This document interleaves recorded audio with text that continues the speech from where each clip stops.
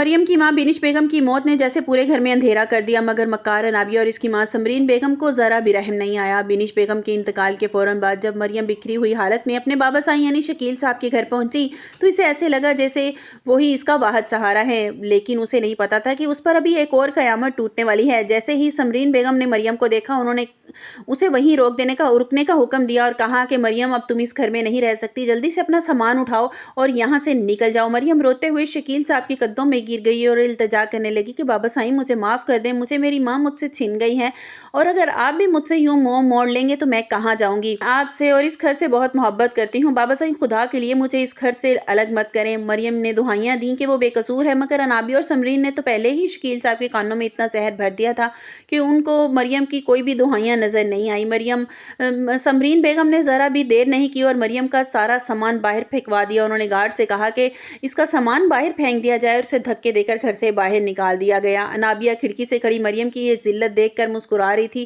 اور اسے ایسے لگ رہا تھا جیسے اس نے کوئی بہت بڑا میدان جیت لیا ہو اور وہ سڑک پر مریم کو دیکھ کر اسے سکون مل رہا تھا۔ مریم بیچاری اکیلی روتی ہوئی اپنی ماں کی قبر پر پہنچ گئی اور کچھ دیر کے بعد سلطانہ بیگم وہاں آ گئیں اور انہوں نے جب مریم کا پوچھا تو سمرین بیگم نے بتایا کہ ہم نے اس کو گھر سے نکال دیا تھا، ہم اور ذلت اور بے عزتی برداشت نہیں کر سکتے تھے۔ سلطانہ بیگم نے سمرین سے کہا کہ ابھی تو اس کی ماں کی وفات ہوئی ہے، ابھی تو اس کو توجہ کی ضرورت تھی، آپ کو اسے حوصلہ دینا چاہیے تھا اور آپ نے یہ کیا کر دیا۔ سلطانہ بیگم کو بہت دکھ ہوتا ہے اور انہیں یہی خیال آتا ہے کہ مریم بیچاری اور کہاں جا سکتی ہے، ضرور اپنی ماں کی قبر پر گئی ہوگی۔ مریم بیچاری اکیلی اپنی ماں کی قبر پر پھوٹ پھوٹ کر رونے لگی اور کہنے لگی کہ امی آپ کس ظالم دنیا کے حوالے مجھے کر کے چلی گئی ہیں، میرا کوئی بھی نہیں رہا۔ آپ جانتی ہیں کہ بابا سائی نے مجھے گھر سے نکال دیا ہے، امی اب میرا کوئی گھر نہیں رہا، میں کہاں جاؤں گی؟ بالکل اسی لمحے شاویز کی ماں سلطانہ بیگم وہاں پہنچ گئی۔ انہوں نے مریم کی سچائی پر تو پہلے ہی پورا یقین تھا، وہ اسے حال میں دیکھ نہیں سکتی تھی۔ سلطانہ بیگم نے مریم کو زبردستی اپنے ساتھ لے کر گھر آ گئی۔ جیسے ہی شاویز مریم کو اپنے گھر میں دیکھا اور وہ ہکا بکا رہ گیا کہ یہ لڑکی یہاں کیا کر رہی ہے۔ سلطانہ بیگم نے دو ٹوک لہجے میں کہا کہ شاویز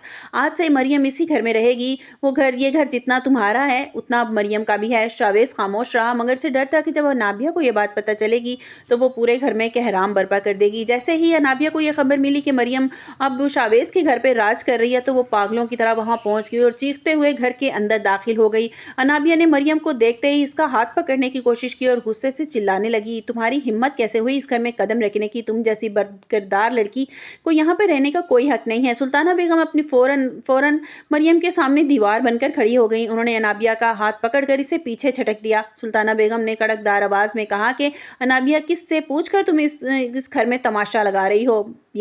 مریم یہاں میری مرضی سے آئی ہے، اس کا حق تم سے زیادہ ہے اس گھر پر۔ انابیہ نے بدتمیزی کرتے ہوئے کہا کہ ایک نوکرانی کو اپنے سر پر چڑھا رہی ہیں تو سلطانہ بیگم نے صاف کہہ دیا نوکرانی وہ نہیں بلکہ تم ہو جس کا دل اتنا کالا ہے۔ سلطانہ بیگم نے انابیہ کو دھکے دے کر اس گھر سے نکال دیا اور مریم سے کہا کہ بیٹی تم اپنی پڑھائی میں یونیورسٹی پر توجہ دو، اس چھوٹے لوگوں کے منہ مت لگو اور زیادہ سوچنے کی بھی ضرورت نہیں ہے، میں چاہتی ہوں تم اپنی زندگی میں آگے بڑھ جاؤ، سب کچھ بھول جاؤ۔ اگلے دن جب شاویز مریم کو یونیورسٹی چھوڑنے جا رہا تھا تو اچانک راستے میں وہی اقبال نظر آیا جیسے ہی انابیہ نے مریم کو بدنام کرنے کے لیے استعمال کیا تھا۔ شاویز نے گاڑی روکی اور جھٹ سے اس اقبال کو گریبان سے پکڑ لیا۔ شاویز نے اسے دھمکایا کہ اگر وہ سچ نہیں بولے گا تو سیدھا اس کو پولیس کے حوالے کر دے گا۔ اقبال شاویز کا غصہ دیکھ کر بری طرح گھبرا گیا اور کہنے لگا کہ صاحب جی مجھے معاف کر دیں، خدا کے لیے مجھے معاف کر دیں، میں نے تو تھوڑے سے پیسوں کے لالچ میں آ گیا تھا اور یہ سب کچھ کیا تھا، مجھے سب کچھ انابیہ نے کرنے کو کہا تھا۔ شاویز اقبال کو گھسیٹتا ہوا سیدھا شکیل صاحب کے گھر لے گیا۔ وہاں انابیہ پہلے تو مکر کرنے لگی مگر اقبال کے موبائل نکال شاویز اقبال کو گھسیٹتا ہوا شکیل صاحب کے گھر لے گیا۔ وہاں انابیہ نے وہی اپنا ڈرامہ شروع کر دیا مگر اقبال نے موبائل نکالا اور سارے پیغامات ریکارڈنگ دکھا کر انابیہ کو سب کے سامنے ایکسپوز کر دیا۔ شکیل صاحب اپنی بیٹی کی یہ مکاریاں دیکھتے ہیں تو ان کے پیروں تلے سے زمین نکل جاتی ہے، انہیں احساس ہوتا ہے کہ انہوں نے ایک فرشتہ جیسی لڑکی پر شک کیا۔ شکیل صاحب نے غصے میں انابیہ کو ایک زوردار تھپڑ مارا اور کہا کہ انابیہ تم اتنی گری ہوئی نکلو گی اور تم نے اپنے مقصد میں پورا کرنے کے لیے تم نے بینش کی جان لے لی، تم نے ایک پل کے لیے بھی نہیں سوچا کہ کتنی خدمت کی اس نے ساری زندگی ہماری اور تم نے کیا کیا۔ انابیہ میں تمہیں کبھی معاف نہیں کروں گا، مریم کا گھر اجاڑ دیا تم نے۔ شاویز اب انابیہ سے شدید نفرت کرنے لگا ہے، اس نے سب کے سامنے اعلان کر دیا ہے مکار لڑکی سے وہ کبھی شادی نہیں کرے گا۔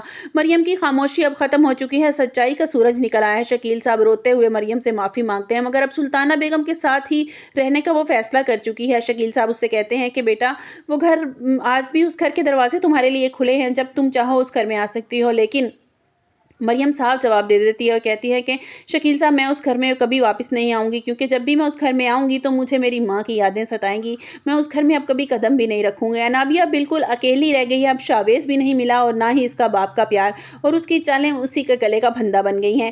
سچائی کو جتنا بھی چھپایا جائے وہ سب کے سامنے آ کر رہتی ہے۔ انابیہ کا انجام بہت ہی عبرتناک ہونے والا ہے۔ آپ کو مریم کا یہ روپ کیسا لگا؟ کیا شاویز کو مریم کے ساتھ نکاح کر لینا چاہیے؟ آپ کو ہماری ویڈیو کیسی لگی؟ کمنٹس باکس میں اپنی رائے کا اظہار ضرور کیجیے گا۔ ملتے ہیں ایک نئی ویڈیو کے ساتھ، اپنا بہت سا خیال رکھیے گا۔ اللہ حافظ۔